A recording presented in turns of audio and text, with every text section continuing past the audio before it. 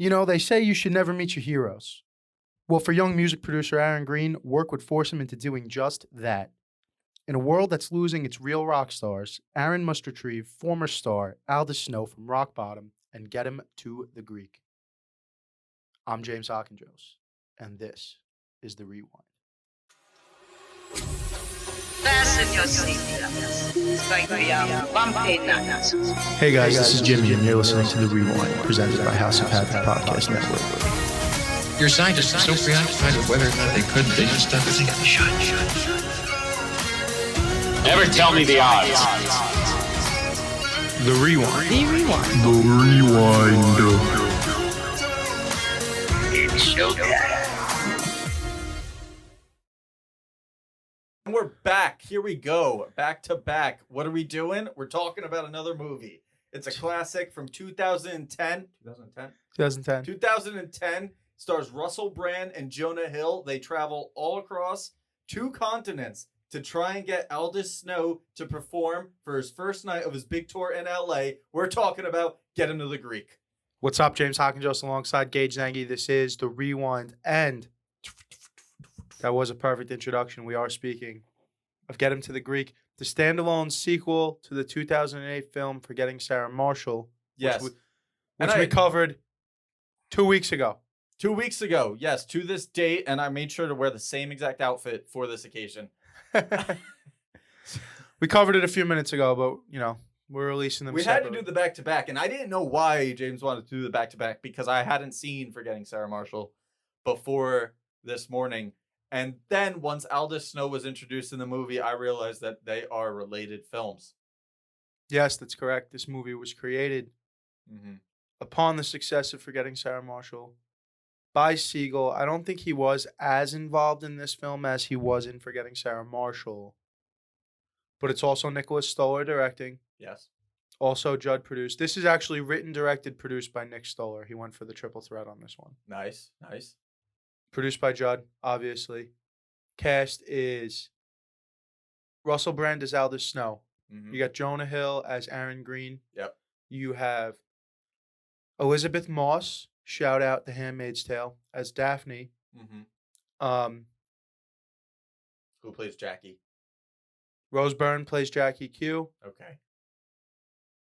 P. Diddy's there. Yeah, Sean P. Diddy Combs as Sergio. I don't have my list in front of me. I'm better when I got my dual screen action and shit, you know? I think that's it on the stars, though, right? Yes. Yeah, we do have like the father, but he's just like an editor in it. He just comes in real quick. Yeah, those are the main characters. We hit them all. Yeah. The runtime on this film is 109 minutes. Budget is $40 million. Do you know what its box office was? 97.8. Is it 97.8 or was it 91? Maybe that's Hot 95. I thought it was 91.7, which is hot. Yeah, that's Hot 97. I think it might be 97.8. I know it's written down on your phone. No, it wasn't because that was only Forgetting. But you had guessed. Oh, I didn't give you my Get Him to the Greek and notes. you guessed 2 very specific numbers, and it wasn't the 105, but it was the 98. It made about 98 million. It was about $98 million. Critical success, financial success, all of that good stuff. First time you saw the movie was, we just addressed this off camera. I was definitely in high school. It had to be right after it came out. Yeah, because it came out in 2010, and I had seen it at least a couple times before my senior trip in 2011, where I got it played on my high school bus, which I'm surprised they let that happen. Right. But we were fucking jamming out to Ride Me Inside Me super tight, boom, boom, shake the room like it's dynamite. Hell yeah, dude. Love that, dude. Love that. Hell yeah. So we were on the same bus, so I guess that couldn't have been the first time I saw it. So it must have been before this. Yeah, you probably saw it beforehand. Probably saw it before this. Because like I was saying, that was my... Yeah, I probably saw it right around, a little bit before that. But that year, 2011, like a year after it was out, I didn't see it in movie theaters. Yeah. Very quotable film. Very quotable, hysterical, like belly laughing. I was belly laughing today. There was points where I was editing and watching the movie at the same time, like this. Yeah. And I would have to just pause the fucking edit and just laugh. Like I can't pay attention to 2 things at once. Yeah. I Definitely score this movie higher than Forgetting Sarah Marshall. You get way more star power out of Jonah Hill. And now Yeah. I don't know if that's the extra 2 years. I'm sure he did plenty of work in between these two movies to maybe come into his own a little bit more. But regardless, it's just straight up a better performance. And, it's written to be. He's a starring Yeah. part. He's a small part Yeah. in Sarah Marshall. I'll also give, you probably don't prepare the same, he's not preparing for the same. Yeah, I like, mean, in-depth how many days role. of shooting you think he did for Forgetting Sarah Marshall? 2 weeks, maybe? Yeah. If and, that. you're not preparing the same. You're No. not digging into the character the same way. And also, his character in Forgetting Sarah Marshall wasn't given much depth to begin with, but No, he's largely a throwaway character. yeah, but now he's got a whole fucking character arc. We're following him for the whole story. He's who we relate to in the movie. So Yeah, I give this an 8.2. I was gonna go 8-1. I'm gonna give it an 8.2. Do we do the points? What do you mean? In our previous podcast, have we done 8.2 or had we said 82? No, it's always been Barstool Pizza review rules. Have we? 1 to 10 with Oh, my decimals. brain. The goes- first one we ever did, shout out Gangs in New York. That one was 1 to 5, and then after that we were like, this is fucking stupid. Just everyone understands 1 to 10, Yeah. Because when we were doing 1 to 5, you were like, well, I have it at about a 7.3, so I guess I'll 3 cut it in point. half. I guess it's Oh, like but a then 3.6 sounds low, yeah. and then Yeah, it was a whole deal, but it's definitely since episode 2, it's been 1 to 10 decimals encouraged. yes, decimals definitely encouraged. I think we should do a scale of 1 to 12 next time, just to throw everyone off.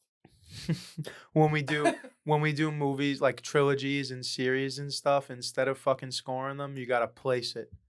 So when we do Harry Oh, Potter 2, instead of yeah. scoring it, you just need to give me a number 1 to 8. Where does it rank? Oh, yeah. Yeah, I'm with that. Jesus Christ, to do a whole Harry Potter marathon would be...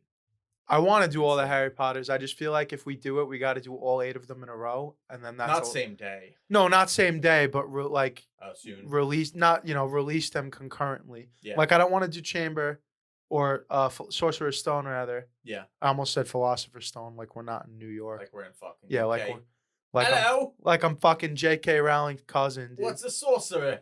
We have philosophers. I don't know what they fucking say over there. But yeah, what's your favorite Harry Potter Book or movie? movie? Goblet of Fire. Is this a book podcast? No, you do that. Yeah, I guess fair point. Fair point. Goblet of Fire is my favorite movie. I could have guessed that.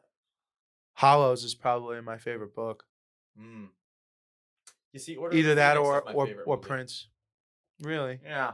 Order of the Phoenix is a good one. That's when the death starts, That's when the death starts, the action. the That's when it characters starts to come into get their own. really dark. Yeah, they get they kind of break away from Hogwarts. They're like, oh, we're gonna train on our own, and also you start to see the development of the team where Well, yeah. Harry's his dad and Ron is Ron would be Sirius. yeah, Luna would be Snape. Luna would be Snape. Hermione would be Harry's mom. And then Neville would be Peter. Remus Lupin. No, No, I saw a Neville would be theory. Pettigrew. You're right. Yeah, but if Pettigrew did the right thing. Yeah. Yeah. Yeah, because all 6 of them who wind up at the end of Order of the Phoenix in the Battle of the Department of Mysteries, it's the 6 of them that are all there, and that's where it's like these are the new Marauders. That's where Yeah. it's like we're starting to really draw the line in the sand for the next war and all of the parallels to the first one. Mm-hmm. Because the first 4 are rather light. I guess Goblet of Fire is the first murder at the end, and that's where the lightheartedness for the most part of the series just stops. Yeah, and you're like, oh shit, they're actually in danger. Yeah, the next 4 movies after this one, 4 movies after this one are going to be dark tones. Should we just pivot to Harry Potter? No, I don't think we should just pivot to Harry Potter. We should pivot back to what we were doing. So I'm going 8.2. 8-1. Damn, we got to get one we disagree on heavily. It's got to be something. But for now, we're here. We'll just For now, we're here. revel in the We're doing glory. Get Him to the Greek. Yeah, from the minute that I watched this the first time, I don't think it doesn't lose its luster. Yeah. It's funny every time you watch it. I could probably watch this movie once a week for the rest of my life. What and never get sick subgenre of does it. this movie fall into? Would you call it a dark comedy? No. No. Maybe a rom-com. But it's like a buddy. It's kind of like a buddy movie. A buddy adventure. What is that? Yeah, like whatever you would characterize like Harold and Kumar Go to White Castle as. Yeah. It's the same kind of characterization of that. Yeah. Or like the Wedding Crashers vibe, but that has more of a romanticized end game to it. Mm-hmm. Hold on, I'm gonna look up this genre real quick. That is escaping my mind. Blake Snyder genres. Is it White? Oh, Golden Fleece. Golden Fleece is what Blake Snyder refers to these movies. Golden Fleece? Yeah, it's the adventure movies. It's the like something catalyst happens and you gotta go on this journey through space, like actually go somewhere and do all these things to get to, the final character arcs. And solve the problem that they all have and change characters and find out your better version of yourself. Which they both do in this movie. Yeah, for sure. For sure. I got you on that. What I wanted to say was the music. A lot of the music in this movie, most of the music in this movie is all fictional music. The majority of the band Infant Sorrow, which is a legendary rock band that Aldous Snow is the frontman for, fictional band. Forget the band that actually plays the music. Mm-hmm. There's an actual band, obviously, that played Infant Sorrow. They took that name from the poem. The poem, Infant Sorrow. Infant Sorrow. There was two poems it was Infant Sorrow and Infant. The other one was the opposite, so I don't know if it was either like gratification. Adult Happiness. No, it was still infant. They were both infant. They were poems from like way back in the day. Anywho, point I'm trying to get at, Jason Segal wrote most of this music. I think at least half of the music on the Infant Sorrow soundtrack, Jason Segal has writing credits on, as well as the Jackie Q songs. What about Fuck Your Shit? Fuck Your Shit Up. That was the other one that I was going to bring up, which is pretty much how we start the movie. Yeah. We follow Jonah, Aaron Green, to his job at Pioneer Records, which you can only assume he's like a step above a paid intern, right? I'd say more than that. I mean, but they're he's in the peons. rooms. Everyone in that room is a peon to an extent. You know what I mean? Like none of them seem like executive producers. They're all like junior producers. Yeah. Working for Sergio, who is the executive producer. I mean, yeah, they're in that world, but he's not a step above a paid intern. I mean, he's definitely like doing things. My point is, when you brought this up on the Forgetting Sarah Marshall pod, when they're in that meeting room, the pitch meeting, and they're looking he's looking for ideas, he's looking for something big. Yeah. Jonah Hill suggests the 10-year anniversary at the Greek Theater, and I ran all these numbers, and I project we can make X amount of dollars, DVD sales, this, that, the third. Never expecting, even if it did get, yes, that's a good idea, even if it got greenlit, he never expected that he would all of a sudden be the guy, not the A&R, but he would be the producer sent over to go make sure this whole thing happened. Yeah. I don't think he ever expected in a million years that would be given to him. Yeah. So that's what makes me say he's a lower level guy. Like he definitely wasn't qualified. I'm going to pitch this idea and then someone else is going to take it and run with it. And like maybe if I'm lucky, they might give me a little bonus or something. Get some acknowledgement. So when does Daphne break up with him? Is it before he gets the news that he's going to do this or after? It's right after. So he goes to work. I'm leaving. I got this huge opportunity. And she's like, we're breaking up because I'm going to Seattle. He goes to work. She comes in. Yeah. Goes to sleep. He goes, oh, you want to film ourselves fucking for 2 hours before I go to work? And she's like, you're so funny. He goes to work, goes to that pitch meeting, does the whole deal. Then I can't remember if he goes to lunch with her and they have the whole I'm going to Seattle thing. Mm-hmm. That definitely happens after Sergio tells him, right? See, this part I don't remember. I just watched this movie a few hours ago. I'm pretty sure he goes to lunch. Yeah. She says, we're moving to Seattle. This and that. They have that fight. And then she says, well, maybe we should take some time. She never says we should break up or anything like that. Yeah. All she says is we should take some time. And then they have the fight. He goes back to work from lunch, and that's when Sergio tells him. Oh. That's when Sergio tells him, everyone loved it. Aldous is down. You're going in however many days, like tomorrow or whatever. Yeah, he does tell Aldous he's down. Aldous, Aldous He gets says there he's and down. Aldous is like, I didn't know I was doing this. Well, and then that scene is just, no, it's not that he didn't know he was doing this. It's just, wasn't that concert in 2 months? Like, I thought that was in 2 months. And that's the ultimate scene right there where even though, so we know Aldous, but we don't, right? Because you can't assume that everyone watching this movie is coming from Forgetting Sarah Marshall. So we got to introduce all of our characters regardless. You do treat it as a standalone.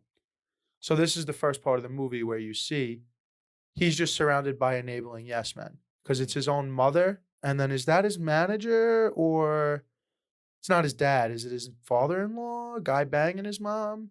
Yeah, it's not his dad. Because remember, Jonah knocks on the door. The guy goes, "Oh my God, you here from the show for the Greek theater, right?" He's like, "Yeah, I talked to you on the phone. Show's in 3 days." He's like, "Yeah, awesome. We're so excited." And then as soon as Aldous goes, "Hey, that show at the Greek theater, that's not for 2 months, right?" And that guy has this like puzzling look on his face, like he's thinking, and he goes, "Yeah, no, you're right. That's not for 2 months."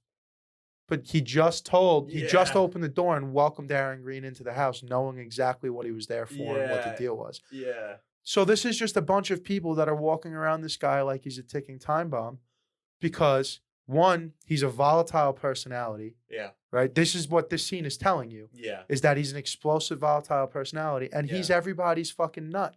Yeah. He's everybody's fucking bank. Yeah. You know? So that's right away showing you the troubles that Aaron Green is going to have to go through that Diddy already kind of warned him about. Right away, instantly, you see where the problem's going to lie. Yeah, just thrown into the big leagues. And then right away, he can't, even when he's trying to say no to this guy, he can't say no to him. And he just gets abused on that whole run. And then that's a great line from that movie is he goes, "Why should we leave and get on the plane now when we could have possibly the best night of your life?" Yeah.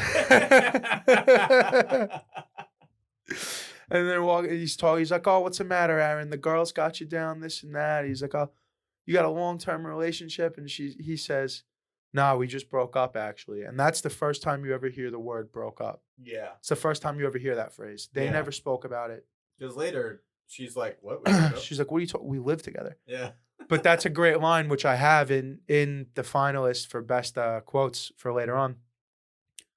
"Look at these two girls over here, Aaron. Come on, let's go have sex with them." He's like, "Which one you want? Blonde or brunette? Blonde or brunette?" He's like, "Oh, no. He's like, "What color was your ex?" He goes, "Brunette." He goes, "Blonde it is."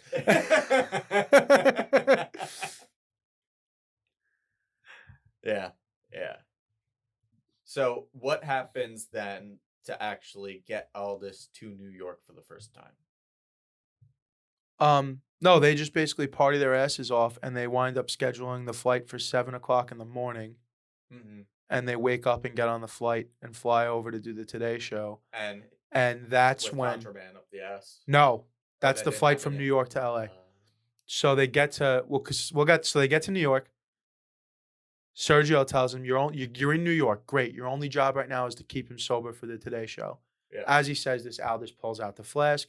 And Jonah Hill, who is obviously not a big partier, that's just told by his characterization and his body language, which great physical acting in this scene, but throughout the movie from Jonah Hill. He goes, "Oh, I'm feeling like some whiskey. You mind if I take some?" And he grabs it and he slams it. But it's like, one, it's somebody who, it's very clear he's never drank out of a flask before. Yeah. And he's doing like this move where it's like just trying to drink it as fast as he possibly can. And as he's doing that, Aldous pulls out the joint and he goes, "Hey, I'm actually feeling like getting a little buzz on too, right?" And he takes the joint and he's holding it like anyone who's grabbing their first joint would, like this. Yeah. And he's sucking the thing down as fast as he can. He's got a fucking a Stanley Steamer fucking ash hanging off the thing. And Aldous just goes, "It's not cool what you're doing, man. It's not cool. I know what you're doing. It's not cool." And they get to the Today Show. And they're like, "Do you know how late you are?" And Russell Brand's like, "Oh, this is Aaron Green." He's like, what? He turns around. He's got puke down his fucking jacket and all over his mouth. He's like, he looks at the lady from the Today Show and he goes, "My mom loves your shit." And she's like, "Okay, you smell like a homeless guy." And Russell Brand goes, "He looks after me. So that's why we're late." And then there's the whole bit with, I don't know the lyrics to African Child. Yeah. And he's running around causing fucking mayhem, looking Yeah. just shit faced, Yeah. absolutely shit. Trips not, bro. How much money do you think he cost the studio that day? If you remember that scene, he knocked Uh-huh. 2 separate like big portable light stands over, like the big ones. Yeah. One of them went through the catering table, so probably $1,000 in catering, plus however much that light Yeah, cost, probably sell for it, plus grand the or other so. light cost. So we're probably up to almost 5 figures already. Yeah. And then when he's running outside, he trips over the wire, which I think pulls down another light stand. Yeah. Oh no, he doesn't trip over a wire. He hits the fucking, like the little belt like that you would see for the lines, like the security belt for like the line at the airport or whatever, Yeah. the crowd control belts. Hits that and hits the fucking deck, and I'm pretty sure he takes down like a security barrier with him. Yeah. So he's just running around fucked So up, in trying to figure the out roughly an hour that they're on set at the Today Show, Yeah. he caused at least $10,000 in damage. You think? Like, Yeah. At like least. probably 3 fucking portable light sets, all of the catering, and like plus a fire went up when the lights went down. Yeah. Go through the catering table and then it catches fire. Mhm. So God knows how much equipment this fucking guy ruins. Dude gets on stage, Yeah. doesn't know the words to African Child, plays a completely different song, and it winds up being a hit. When The clap. the clap, Yeah. the clap. I Yeah. got the clap, you got the clap. The clap, man. I mean, that's my whole childhood right You there. remember him going up to the drummer and be like, "You know the words to African Child? No, I just smile and do the African. I just do the African smile." he goes, "Hey man, you know the words to African Child?" He's like, "I don't know the words. So I just bang the drums and do the Africa face." But then during the performance, he's holding the microphone out to the crowd, and the one girl's like, "I got the clap," and then he holds the microphone out to like the cop or the security guard, and he's like, "I got the clap," and then they give the mic to Jonah Hill. He goes, "I'm so shit faced," and they just keep jump cutting to the guys in the truck that are like, "Oh, get the West Coast on the line. Let them know that they're gonna have to trim the balls," because fucking. Aldous Snow's dry humping the camera. He grabs the camera and starts fucking the camera lens. They just keep cutting to the 2 guys in the truck. Like, get the 3-second delay on. Jesus Christ. Yeah, that was an excellent scene. And a first, like, oh, okay, so this is when, like, things are rough for Aaron Green here. Well, and so like we skipped over this. I mean, granted, I guess we're just doing the whole synopsis of the plot here real quick. On the flight Mm-hmm. to New York. Give me 1 second here.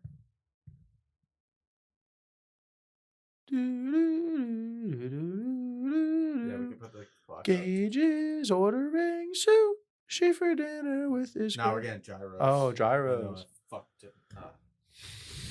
Your Wi-Fi fucked me up. I didn't have enough time to convince her otherwise. It's alright. I like a good lamb.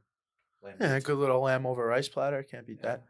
So on that plane ride from London to New York City is when he asks him about all of his work, and he says, "Yeah, I'm a big fan of your stuff. I like all of your albums." Mhm. It's like, "Did you like the album African Child?" And he's lying to him about it, and he's like, "Come on, mate, like be honest with me." And then he basically rips into him too hard, and he's Yeah. like, "Dude, I respect you for being honest. That was very brave, but you cut a little too deep, and I do hate you for it. Hateful respect." So between that conversation that we have, and then he gets on stage and forgets African Child and plays the clap, which Jonah Hill had already told him was one of his favorite Infant Sorrow songs, Yeah. gets the huge reaction that he gets on the Today Show. These 2 things are the first. This is what's building the foundation of the relationship that they're going to have by the end of the movie. Yeah. You know, so I think that's one of the reasons it's a pivotal scene. Also, you have this dude who's like not qualified, not confident. His girlfriend, he thinks he just got broken up with, and his girlfriend's leaving and doesn't really care about him.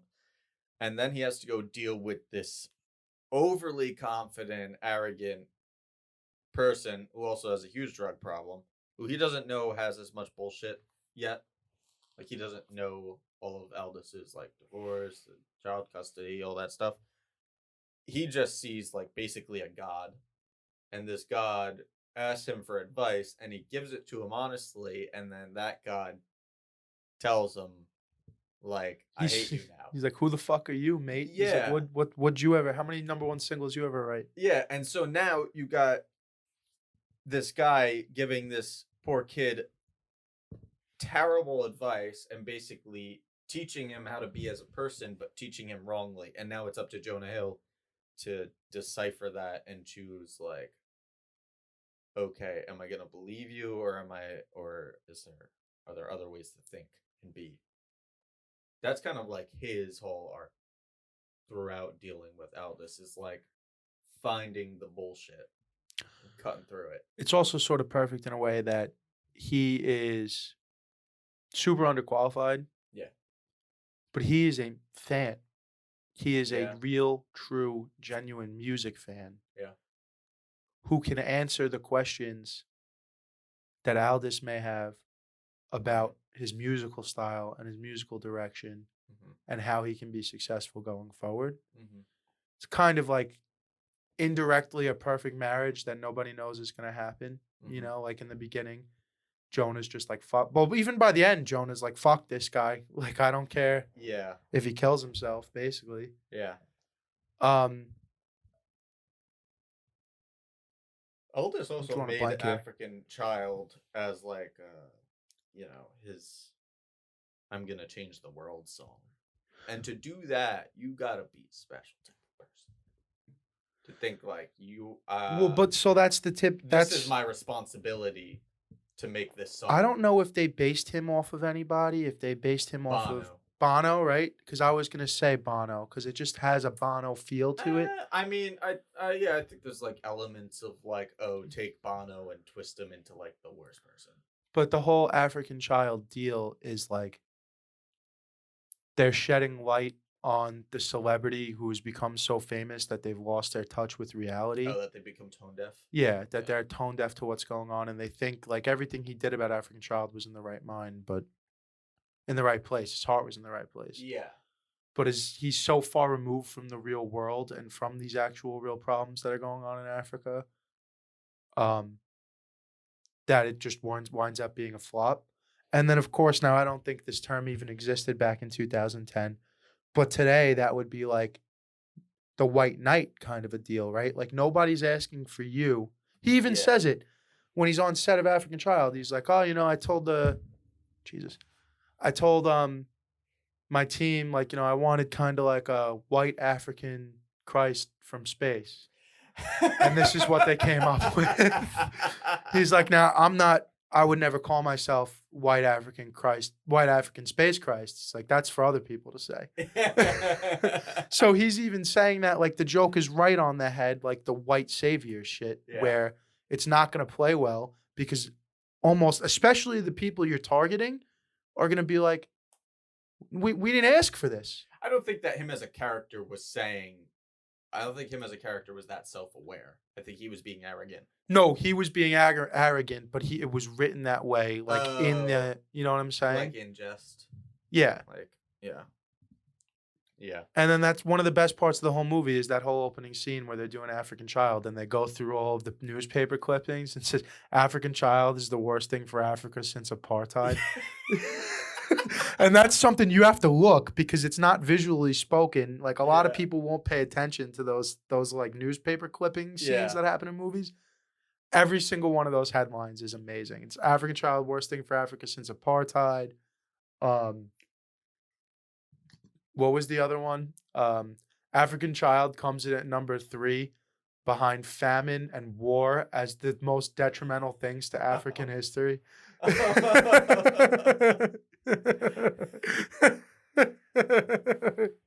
Just really hammering. That's what he's saying to him after Aaron tells him that he liked African Child. He's like, the Rolling Stones said it was 3rd behind famine and war, and then there was one other one that they said. There was one other headline from a newspaper about bashing African Child. So we're leaving New York. Why does Aldous give Jonah or Aaron the 8-ball or whatever he had? The dope. Heroin. The heroin. heroin. Why does he give him the dope? So while they're in New York, they go out partying. New York is where they do the absinthe, right? They drink absinthe? Yeah. So they're in the bar in New York that night, and they're having a few drinks. And he's like, oh, this is the point where Daphne calls him, and this is the club. Oh, yeah. Daphne calls him, and he says, what do you mean? Like, we broke up. Like, what, this and that. Yeah. And goes back. He's like, all right, it's getting kind of late. We should hang it in. We should mail it in. And Russell Brand goes, you ever have absinthe before? And he's like, no. He's like, all right, let's do a shot of absinthe and then we'll go away. And then we'll turn in. He's like, all right, man, just one shot and we'll right to the hotel. And he goes, oi, absinthe. Bartender brings it over. He picks up the bottle. He's like, one little shot of naughty water and straight to the hotel. All right. And they fucking take the shot. And then I forget the sign. It's da-da-da, da-da-da-da-da-da-da-da-da-da. You know that song? Yeah. That's So Happy Together. Yeah. They're playing that song. And it's just, dude, amazing slow motion scene with fucking Jonah Hill with his eyes fucking wide. Their party. They just do the whole deal like where they distort everything so you're seeing it through his eyes for a little bit and he's hammered and they're fucking drinking all night and then it cuts to him passed out on the couch covered in puke in what's his face for the second time that day. Yeah, second time that day is covered in puke, sleeping on the couch of Russell Brand's penthouse in New York. That's when Russell Brand is on the phone with Jackie Q, telling her he loves her and this and that, and she's in bed with Lars Sullivan, or Lars Ulrich rather. Yeah. Lars Sullivan was a pro wrestler. Lars Ulrich from Metallica, and he basically tells her he loves her, and she says like, it's not. She doesn't give him a positive reaction to it. Yeah, and that is when he decides he wants to get the heroin. Yeah. So on the car ride over to the plane, stop. I want to get a pretzel. And then the driver's like, wow, this guy really wants a pretzel, huh? Aaron goes, he's not getting a pretzel, is he? And the guy's just like, nope. So yeah, then even that's great because, we only got 15 minutes to catch an international flight. Wouldn't be worried about it. Remember, that's from the first flight. So many great lines. But then we have the whole deal with the heroin. He's like, it's not meant to be recreational. It's not a hobby. Close the door on your way out. He calls one of my favorite scenes in the movie is he calls Sergio to tell him about it. Oh, we have a health issue, this and that. He wants me to smuggle drugs up my ass. He's like, then put the drugs up your ass, Aaron. What are you talking about? It's Biggest Loser time. It's Biggest Loser time. Yeah. It's Daddy's favorite show. It's Daddy's favorite show.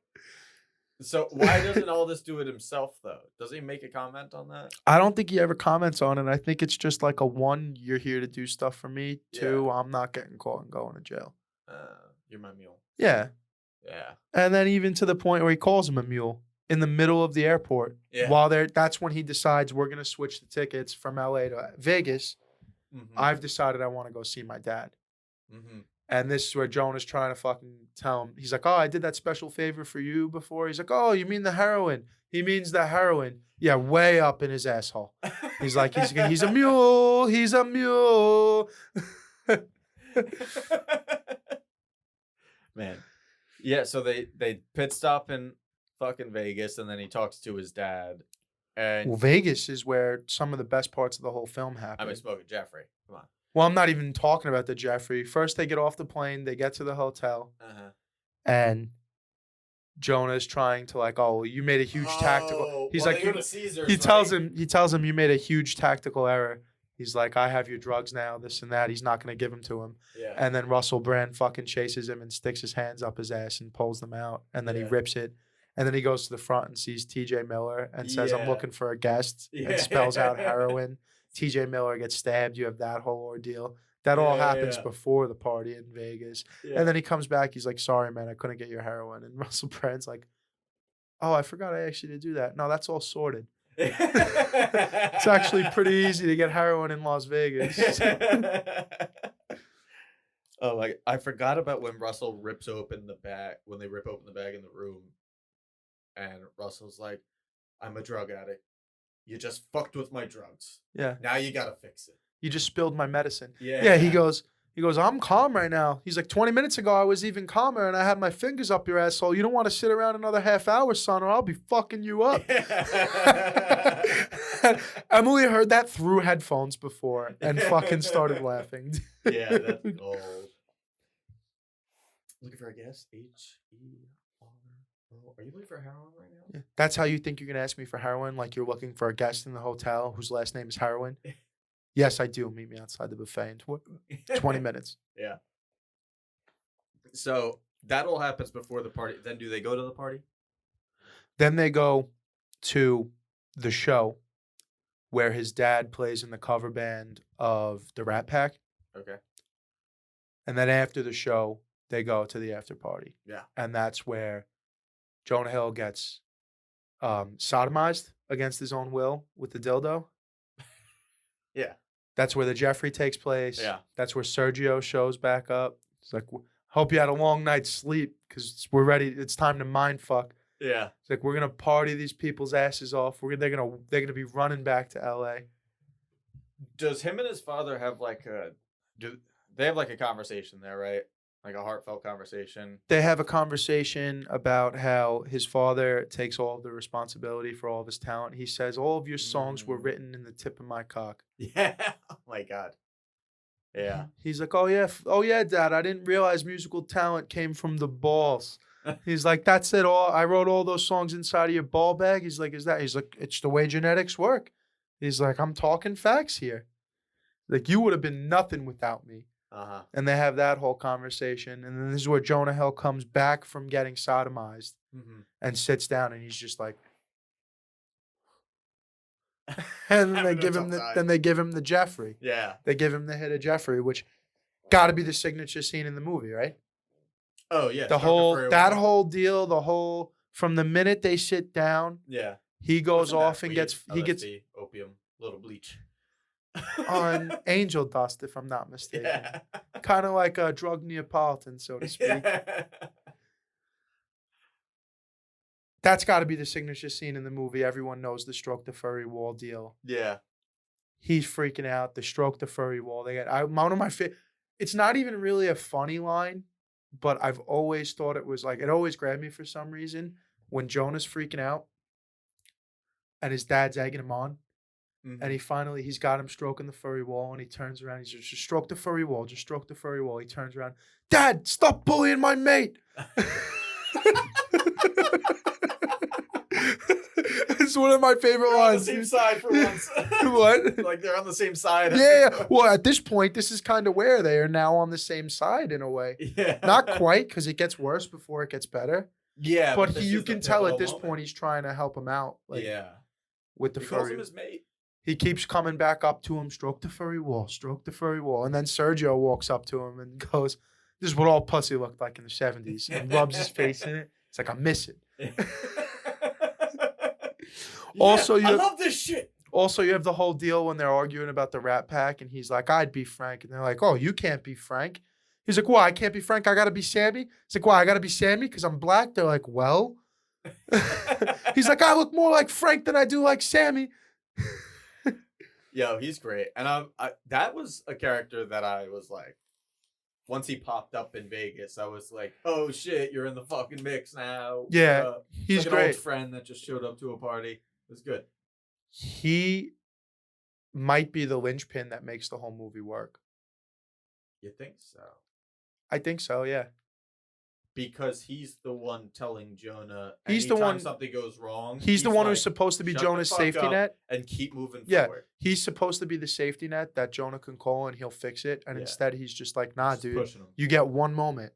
This is yours. Go make something out of it. Yeah, that character is very important to the movie and excellently sets him up in the beginning when he's like, how many kookaboos does he have or whatever they call it? He's like, I got 20. I got 20. It's in my list of quotes. Yeah, it's like Sergio going, oh, you thought this meeting was for me? Nah, this meeting's for you guys. Sergio gonna be all right. I got 5 villas. I own 20 kookaroos. 21 kookaroos. How many kookaroos you own? So like he sets it up like, I'm fine. So he's in it for the action. When he's running in the fucking hotel or the club. Or yeah, he even says, I love this shit. Yeah. So he's in it for that and to push Jonah. And well, I don't think emotionally he's in it to push Jonah, but like that's his whole fucking point of the story. Well, 'Cause he's not. He's in it to push Jonah because Jonah still works for him and Pioneer Records. Yeah. And the more successful Jonah is, the more successful he is, the more money he has to buy his kids Jordans. You You know how many Air Jordan 6s black kids wear?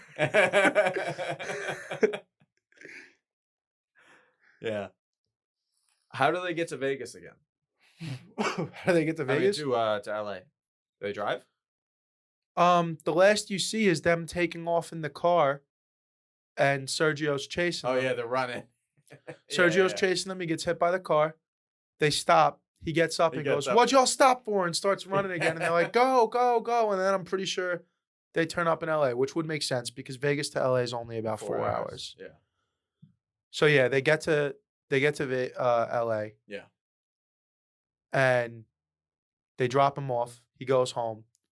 Sort of reconciles Yeah, with. they're like, oh, we had. He's trying to reconcile with Yeah, yeah. Daphne. He has the chocolate strawberries. Got the whole spread laid out. Yeah. And Aldous just shows up because in the meantime, he goes and sucks on some box and then gets left.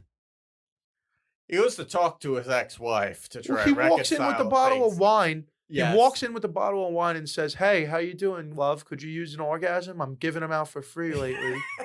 Yeah.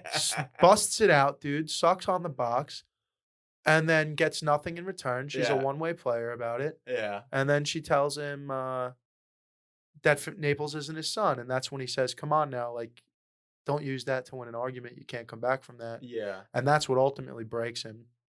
Yeah. And then he turns back up at their fucking house, forces the threesome. It gets weird. This is where Jonah decides, fuck that guy. He's selfish. He's an asshole. He only cares about himself. He's going to die alone and miserable. Mm-hmm. Sends him off. And that's where we get the phone call where he thinks he's going to kill himself, which leads us into the ending of the movie. Where Yeah. Aaron Green shows up, talks him out of killing himself, jumps into the pool instead, shatters half of his wrist, his upper forearm, whatever you want to call it. It's the wrist bone. And then they have the whole deal where he's the only one sticking up for him. Like, you don't have to do this. We need to take you to the hospital. Don't take these drugs. Mm-hmm. And he's like the only person that actually cared about Aldous Snow, the person, not Aldous Snow, the bottom line. Yeah. Which is ultimately between That's what he wanted. that Yeah. and the conversation he has with Rose and then Naples. I'm sorry, Jackie Q and then Naples. Yeah. Followed up by Aaron coming in and like caring for his well-being. Yeah. And the conversation with the father. Yeah, the conversation with the father a little bit too, because I it guess goes father. he doesn't want to turn into his father, Well, right? because or be a miserable he sees fuck. his father and they have a bad conversation. So then he's pulled kind of to Aaron and helps him out when Aaron's having a tough time. And then they get to LA and everything's cool between him and Aaron. So then he goes, all right, well, that last relationship was shit. Thanks, Aaron, for getting me this far. I'm going to go handle stuff with Jackie. Goes to handle stuff with Jackie. Does not go well. Does not go well. Finds out Naples isn't his son. And then, which could be a lie, but probably isn't. And then, and then tries to go back to the only other person there from and kind of work his way into his life in a weird way. Sort of. Yeah. Like, is that what he's doing there? Because he's not trying to hurt him. I don't think he's trying to hurt him. I don't even know how I could justify the action Mm-hmm. of Colin. I think that's more about. Being surrounded by I think that's people. more cynicism. Like, he wants to come into something that's not about him at all and make it about him. Yeah. Like, he's disguising it as being about Daphne, but it's really about him. Yeah. The whole threesome deal. Yeah. I mean, anything he does is about him. Yeah. When he goes and plays the show, is it for Aaron? No, it's for himself. Okay. He goes and plays this because he says at the end, because when he's literally about to walk on stage with his arm wrapped up and he's got the jacket with no shirt but the tie's still on. Yeah. And Aaron tells him, you don't have to do this. We could reschedule it. It's okay. Like, he said, no, I want to. Like, if I don't go out there, all these people love me and they came out to see me and I'd be letting them down. It's like, so not tonight. Like, tonight, these people are going home happy because they love me and I love them. And this is the only thing I have really is performing. Mm-hmm. And he says, I'm nervous. I haven't felt anything. It's good to feel something. Yeah. Because I haven't felt anything in so long. Mm-hmm. And that also comes from the conversation with Jackie, where she tells him, you haven't allowed yourself to feel any real emotions in years. Because anytime you start to feel something, you numb yourself with drugs. And she explains to him how much happier she is and how she's not partying anymore and how she can actually like have these real emotions and real relationships with people and actually let Lars Ulrich in. So I think that conversation, that's why I think that conversation is such a linchpin on him coming around. Yeah. So to speak. Because even he says, he goes, I was sober for 7 years. And she said, yeah, and you did fucking yoga for 5 hours a day. That's mental. She's like, you could make anything heroin if you try hard enough. Yeah. Does anybody have a character arc in this besides Jonah and Aldous? Like Jackie doesn't go through anything. Does Daphne? No. Him and Daphne split up, right? Aaron and Daphne. No, they stay together in the end. Oh, they do? Yeah. No, it's really just a 2-character story here. Yeah. And everybody else is just side pieces, side stories. They help drive the plot. Everyone, there's not a lot of wasted motion. Yeah. Which in a movie like this, you could see a lot of it. Now, a lot of the bar scenes and the drinking scenes, you could argue that that's like wasted, but it's really not because every one of them matters. Yeah, it's first of all, it's to show you the dichotomy of lifestyles. Yeah. And the unhealthiness of both of their lifestyles. Like he does too much. Yeah. And Aaron Green's practically not living. He's green. Because because he's spending. Holy shit, he's green. They show you that story. Yeah. When he's like, oh, I got tickets to the show. Like, I was hoping you wanted to go. And the girlfriend's like, doesn't seem like it would be worth being tired over. So they're implying right then and there that he doesn't really get out much and do as much as he would like to do because of his relationship with his girlfriend. Yeah. So where does he... Because he starts off, green and experienced. And then he grows into a character that has more experience dealing with bullshit, but like, what else really changes about him? Like, what changes about his relationship with Daphne? Is he more accepting? I think his confidence changes. His self-worth changes throughout the course of the movie. Is he more like, okay, go to Seattle, I'll do my thing here, and, we'll meet up when we meet up? Does that happen more? Well, I'm willing. So he winds up getting the job as Aldous Snow. I mean, they have a working relationship. He calls him his label. He's probably his manager, right? Or his A&R, or both. Yeah. So that job means he no longer needs to be in LA and he's going to freely travel. So I would be willing to bet they move to Seattle. Oh, but he's going to be working with Aldous. So he's going, he's not going to just take some bullshit job in Seattle. He winds up working with Aldous, which is another reason why he was perfect from the beginning, because low-level guy, not a lot of experience in his business, right?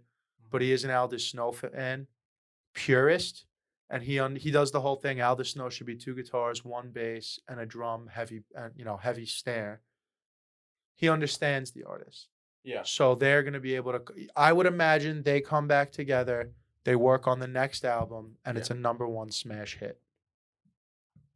Got it. Now we need a triptych. Now we need a part 3. What are we doing here? What are you doing? Yeah. What are we doing? Part 3 is about Daphne. Yeah. It's a nursing. It's a medical procedural. It's like ER. And they bring it back. And Aldous Snow dies in the first 5 minutes of a heroin overdose or something. Oh, that'd be sad. Come on, get on it. Get on it, Judd. Yeah.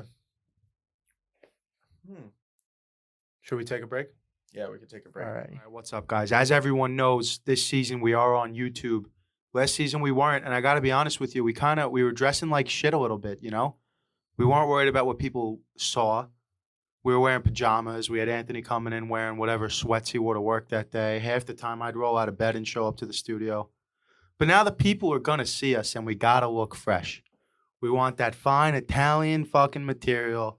That's right. We're talking Saatchi di Dinero, streetwear brand from Long Island, New York.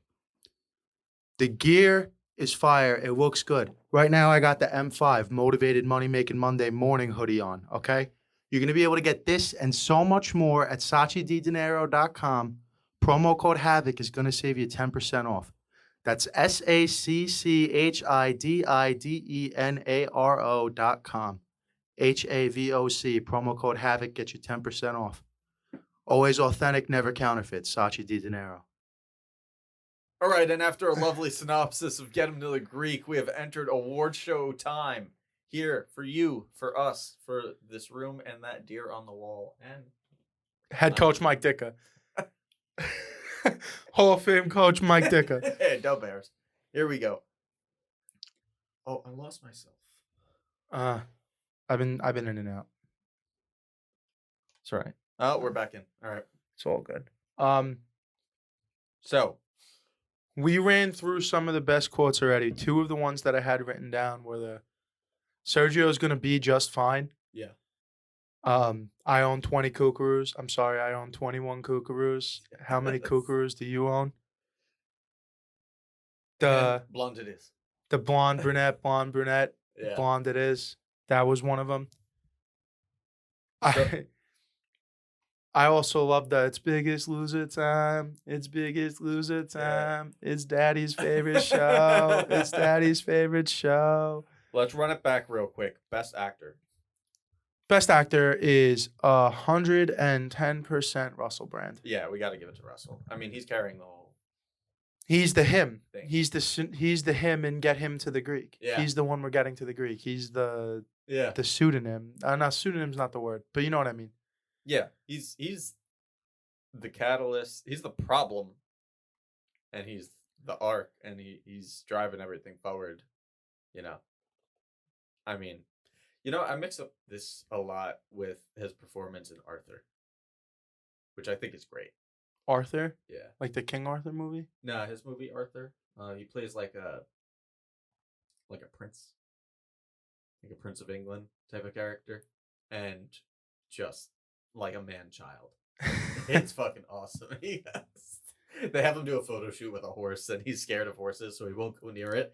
And then whoever's in charge of him trying to get him to go near it, he's like, "Come on, how could you trust these creatures? How can you trust anybody who makes that type of commitment to a shoe?" Oh my god. Yeah. So Yeah, no, Russell Brand is amazing in this film. yeah, He really took the ball and ran with it from Forgetting Sarah Marshall. Enough to the point that they decided to write and make this movie. mm-hmm. Nails the onstage work. Oh yeah, He nails it. That's why we were saying who is he kind of written like in the light of. Yeah. And we said maybe like Bono. I think, but there's a lot of Mick Jagger in there too, in the way Yes. he carries himself on stage. yeah, It's the flamboyant, old school, European English, rock star. yeah, The flamboyance, we don't really see that kind of a rock star, even in the time the movie set in 2010. I mean, I Yeah. guess it's a little Bruno Mars-esque, right?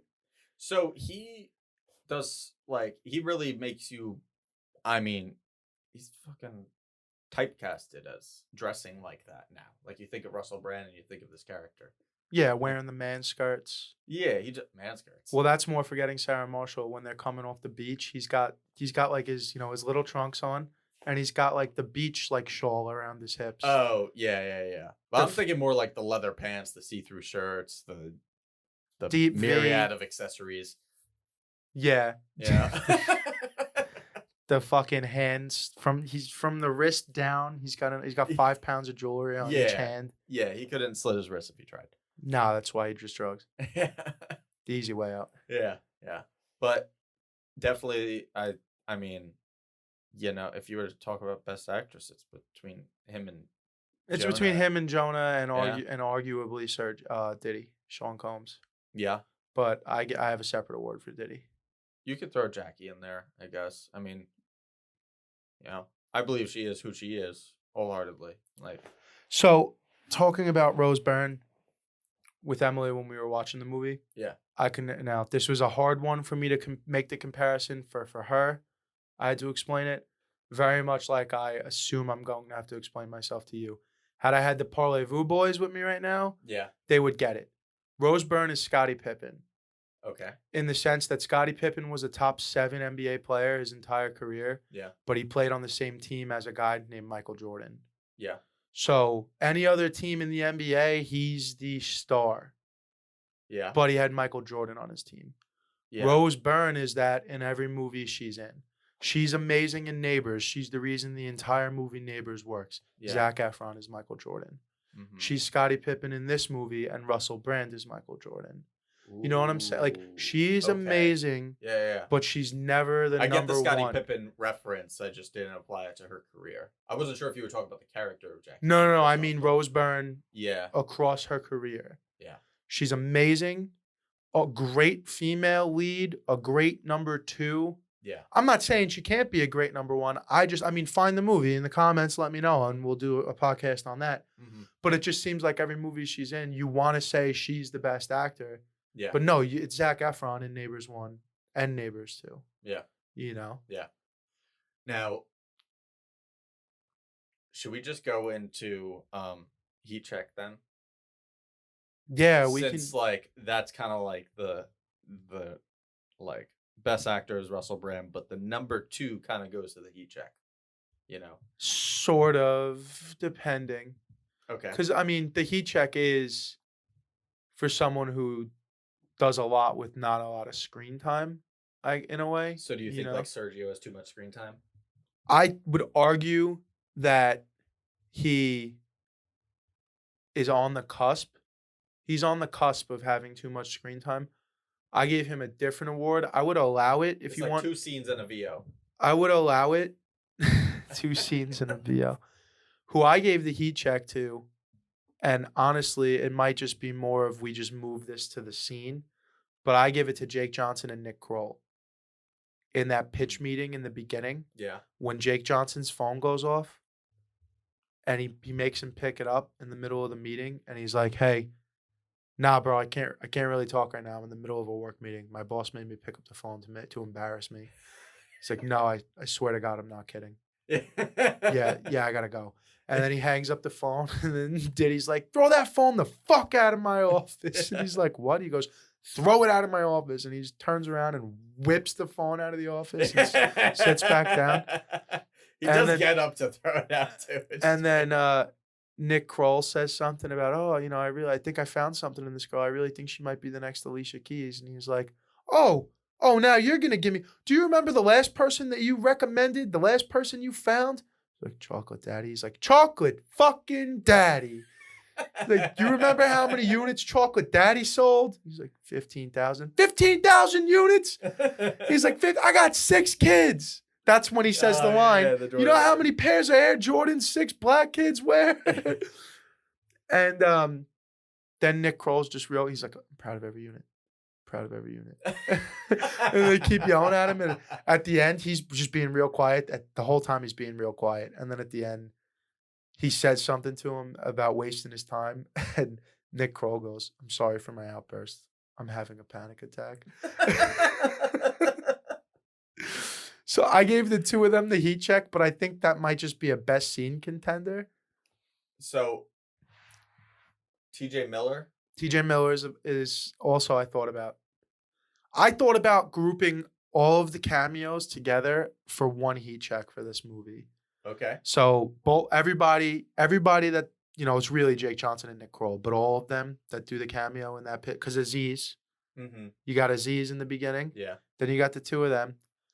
And TJ Miller towards the end, Mm-hmm. and Lars Ulrich, Yeah. who does a little bit of acting. Yeah. I feel like there's at least one more like killer cameo.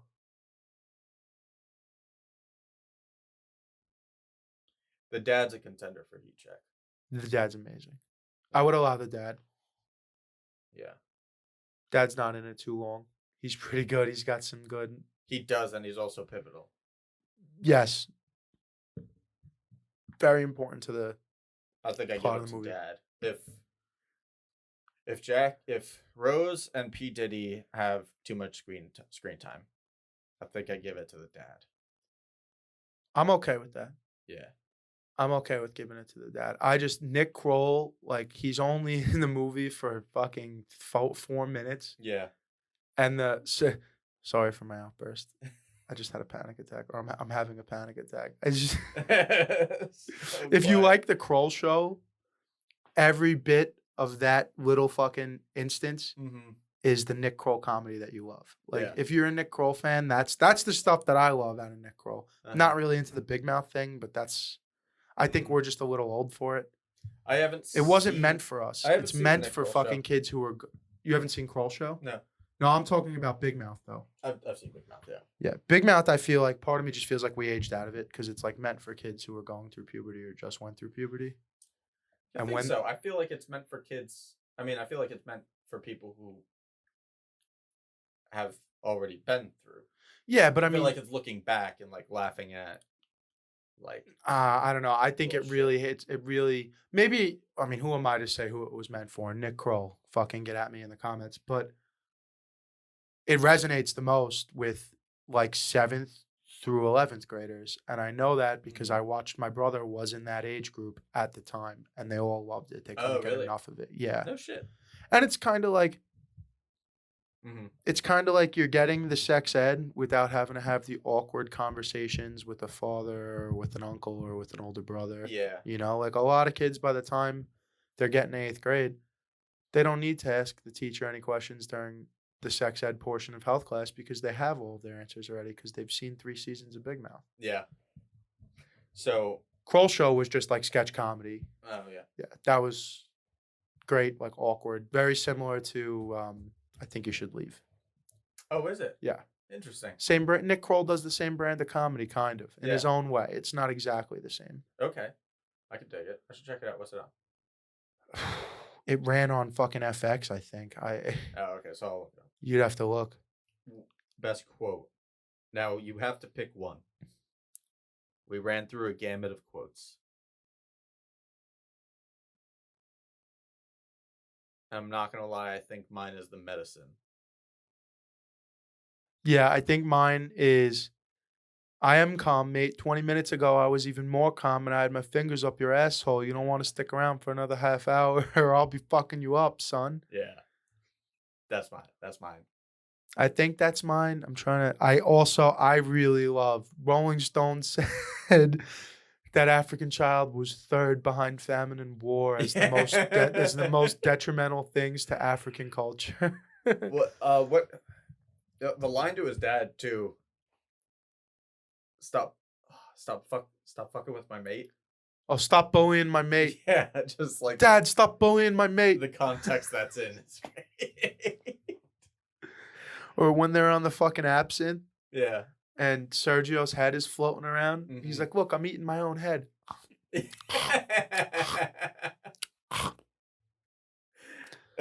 I don't see no fucking Go-Gurts. Yeah. He's like, where's the string cheese, babe?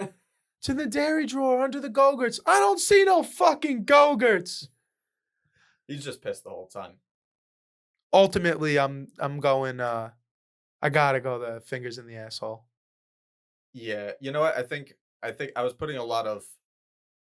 was giving P. Diddy a lot of credit for the Sergio performance, but I don't think the performance is that good. I think everything he says is great. And I think everything he his does is great. delivery is amazing. His I think comedic his timing is good. I think it was a well-written character. Yeah. He's just like, just pissed the whole time.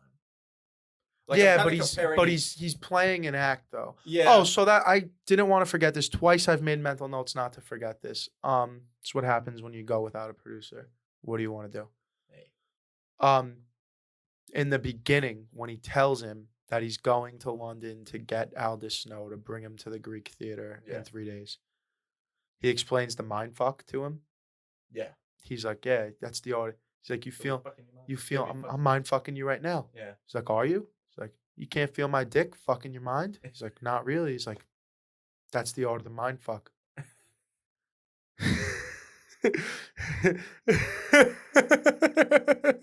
That is the art of the You got to mind make them feel like you're doing what they want to do, Yeah. but you're really making them do whatever you want to do. And then Jonah Hill says, well, I hope you're wearing a condom because I got a dirty mind.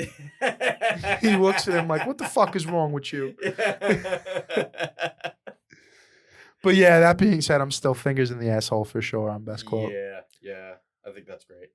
The Showstopper Award, named after Rebel Wilson for her performance in Jojo Rabbit. Yes. This is almost where I would say it's like the second actor in a way, like because it's not the best actor, but this is the person. I think it's the I'm excited when they come on. They screen. steal the fucking attention every time they're on camera. So Aldous Snow would have been that in Sarah Marshall. Right. Yeah. I giving this one to Sean P. Diddy Combs. That goes to without a doubt. Steals every scene he's in. Yeah. And since we're gonna get to best scene, but since we're pretty on the same page about the fight. The after party fight in Vegas, that's like the signature scene of the movie. Mm-hmm. Well, that whole scene is dominated and perpetuated by Sergio. Yeah, stirring shit. Just we're going crazy? Okay, let's go crazy. And then whenever he pops in and out of shots or they cut away from him, you're kind of thinking okay, where in the room is Sergio right now? Subconsciously, you're trying to keep a mental map of where's and he's the way he's in and out, and it's almost it's because it's a lot to have, like you said, because he's always angry. It's almost like it's a lot to have him. If he was in this movie, not anymore, but I'd say if he's in this movie 5 to 10 minutes more, it's too much. Yeah, you know what I mean. So they find good ways to have. He comes in. He's like the person that shows up to the Thanksgiving dinner table, says something about politics, and then goes outside to smoke a cigarette. Mm-hmm. You pull a pin on the grenade, throw it, and walk away. Yeah. I'm going to let everybody... That's exactly what he does in that scene. He starts the fucking fight, and then he fucks off for a little bit, and then, he's in and out constantly. At the perfect time, he shows back up. Yeah. And he's indestructible in this movie. Uh-huh. He gets hit in the head with the fucking metal plate, goes on the ground, and then when the dad looks back, he's gone. Yeah. He just got up and disappeared after he just seemingly got knocked out. Hit by the car, jumps right back up, starts running back after them. Oh, he's excellent. I'm trying to run a parallel line. Do you think him and another adventure movie where they just go on and do a bunch of shit, like Booksmart? Have you seen that? No, I've not seen Booksmart. Okay, there's one character in that who's similarly just is the fucking grenade. Any scene they're in is just oh shit, chaos.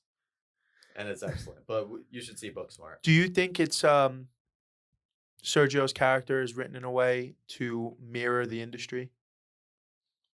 Constantly moving forward, all gas, no brake, abrasive, not caring about. Yeah, I mean, he's also definitely the work culture part of it is and the capitalistic side of the industry, Yeah, and also convincing younger people you got to do whatever it takes or else you're not gonna fuck. Yeah, his character is written to demonstrate the cutthroat mentality of the industry. Yeah, that and all of the bad sides that can come from business. Yeah, that the party aspect, really loving the party aspect, not using it as a crutch, but glamorizing it. I don't even know if it's the party, it's the chaos. No, it's the sheer chaos and anarchy that he thrives in. Yes, yeah. He feeds off of it. Yeah. I'm with that metaphor. So best scene, there's obviously the one we just talked about with the stroke the furry wall. Oh, I think that has to be the best scene. That's the first time that our characters are on the same side. And they're I love the absinthe scene. Okay. I love the whole thing with the absinthe. With the song is perfect. The way that it's cut. Sorry, I just did this thing where a thought popped into my head. I'm gonna store it. The way that scene's cut, where it shows you Jonah's face, and then it shows you his point of view, and everything's distorted, and then it cuts back to his face, and he's all fucked up. Yeah.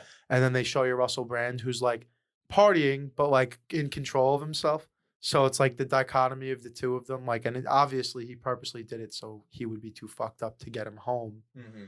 But that's the same scene, I'm pretty sure.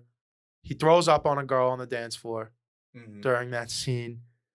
And that's what he pocket dials Daphne while he's talking shit to some girl about it. He's like, oh, I'm basically Aldous Snow's manager now. Yeah. What I was just thinking about was the other scene, which I am ultimately going to go with here as the best scene. The fight, the stroke the furry wall deal. Yeah. The best part of the entire movie, the best shot shot for shot, frame for frame, the best section of this movie is when he gets stabbed in the heart with the adrenaline needle. And the shot that's on his face and comes up with, he's like, I am alive. And he gets up and the camera's right here. Yeah. It's the Snory Cam. What? It's called the Snory Cam. Snory Cam? Yeah, it's a rig. It attaches to the actor's body so that it's Judd out and it's pointing right at you. So it keeps the angle directly. Your face is always centered. I figured it was just a selfie stick. Yeah, basically. Coming off your crotch. Right off the dick. Jesus Christ. We're going to need to get a smaller fucking selfie stick. Oh, man. And then the end. The scene at the end where everything has come full circle and everyone's happy and they're working together and he performs Furry Walls. The first smash hit by this new tag team. Yeah, which they made on the spot. Or Which maybe is on the ride over from Vegas. which is so perfect. No, they played that's after. That doesn't happen at the concert. The concert happens, they finish the concert, and then it's like several months later or whatever. And they're at like MTV Unplugged kind of a deal, but I think it's VH1 or whatever it is. And he's like, oh, what's up? This is my friend Aaron Green. He's my best friend. He's my new label. We're business partners. We're going to be working together. And then they play fucking Furry Walls. Yeah. As that's the first new hit that they worked on together. Which you would assume will go on to a smashing, successful second half of Aldous Snow's career. Yes, the comeback. So, have we covered everything? I mean, favorite fictional song. Oh, that's right. When the world gives you a Jeffrey, stroke the furry wall. Nah, stroke the furry wall. I'm solidly between two.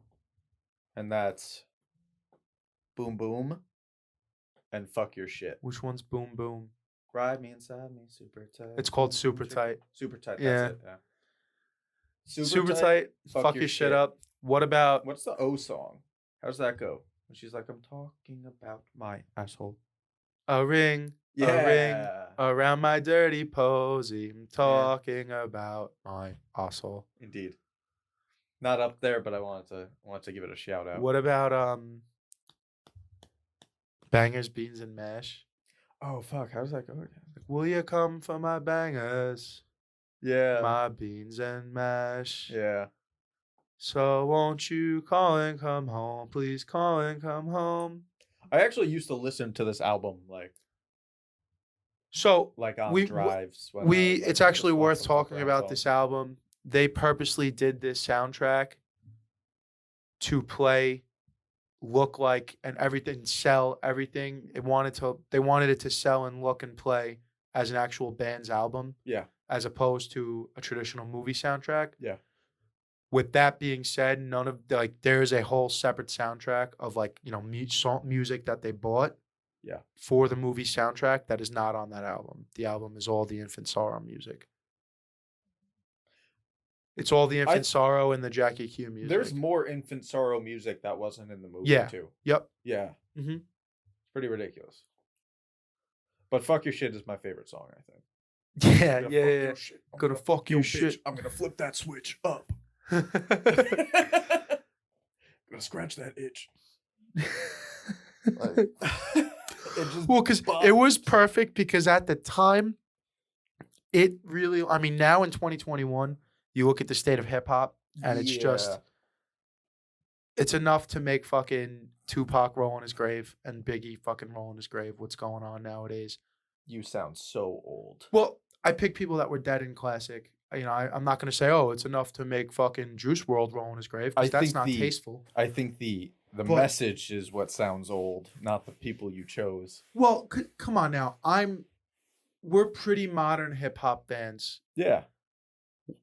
Both of us listen to a broad range of music, anywhere from we were fucking throwing down in mosh pits at Warped Tour 10 years ago. Yeah. To I also got excited, smoked weed by myself, and hung out listening to the new Nas album Alone when it came out. Great album. Yeah, tremendous. Yeah. God, that's the greatest lyricist of all time. Yeah.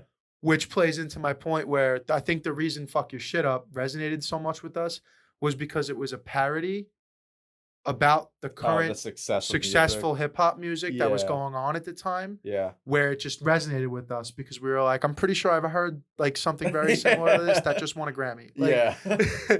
So I agree. Fuck Your Shit Up is one of my favorites. Mm-hmm. But as far as like the Infant Sorrow music, I think it's Bangers, Beans, and Mash. Mine would be The Clap if we're sticking. The to Clap is just good Instant too. Sorrow. No. Fuck Your Shit Up. It works. But I Yeah. like, as far as an actual Aldous Snow song, so to speak, Bangers, Beans, and Mash. I like The Clap too. I mean, you can't go wrong. Yeah, I'm going Fuck Your Shit, Super Tight, The Clap. That's where I live. Go Fuck Your Shit Up, Bangers, Beans, and Mash, The Clap. Okay. We should play one of those songs as our outro. I don't know if I can get away with it. I mean, we're not making money, so I doubt anyone's going to come for us, but I still try to use the royalty-free music. That's fair. Another movie we should definitely consider doing, because, just talking about the fictional music, it got me all psyched. Mm-hmm. What movie do you think I'm talking about with a bunch of fictional music in it? It's a mockumentary. Oh, it's fucking Superstar? Popstar. Popstar. Popstar's got some great... Like Bin Laden. He fucked up Bin The Laden. or Ibiza. whatever. Yeah. The Ibiza song. That one's great. But that's the Lonely Island guys. That's what those kids Yeah, do. and those were like actual concerts, right? Yeah. The footage was like actual shows. They did. Yep. Yeah. What are some other movies with like Dewey Cox? Yeah. Another Judd Apatow masterpiece. Dewey Cox is a good one. Yeah. You talking about One of like my favorite fucking fictional comedies of all music? time. You're talking about songs with fictional music? Yeah, in it? they have like an album of fictional music. I don't know. It's like a real niche. It's a niche fucking genre in a way, right? Yeah, totally. And I'm not talking about musicals either. I mean, like No, there I has to be like a know. band in it that is performing this stuff.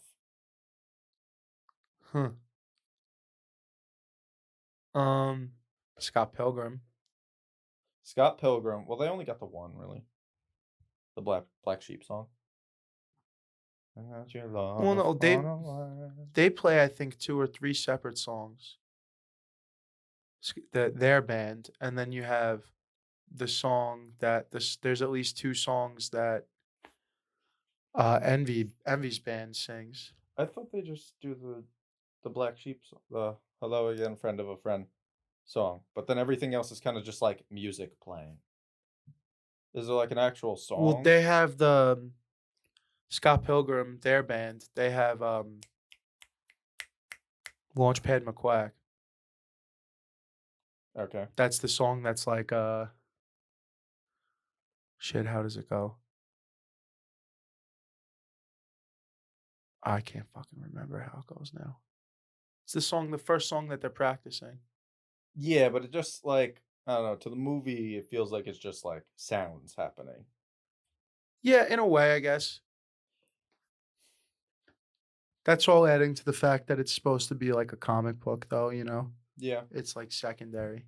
Yeah. It's not meant to be a realistic movie. It's meant to be shot as a comic book. Yeah. Inside Llewyn Davis has some folky songs, I guess. Yeah, no, nothing else really. Dewey Cox. I'm sure I'm going to think of like 5 as soon as we go off air. Yeah. All right. Speaking of, let's do it. Let's call this bitch. Oh, I'm so fucking mad I didn't do this in the last podcast, but that's all right. We'll cut it and edit it in. As always, we're brought to you by House of Havoc Podcasting, Tiger Pack Productions, Sachi Di Dinero, and Stay Thirsty Companies. Thanks for listening to the show, whatever movie it was about. This is a generic pre-recorded outro, but we hope you had fun. We sure do. Thanks for listening. See you next week. And the only prescription is more cowbell. We will not go quietly into the night. Segal, Pumba. I will not die sober. Get those fucking loose. That's all, folks.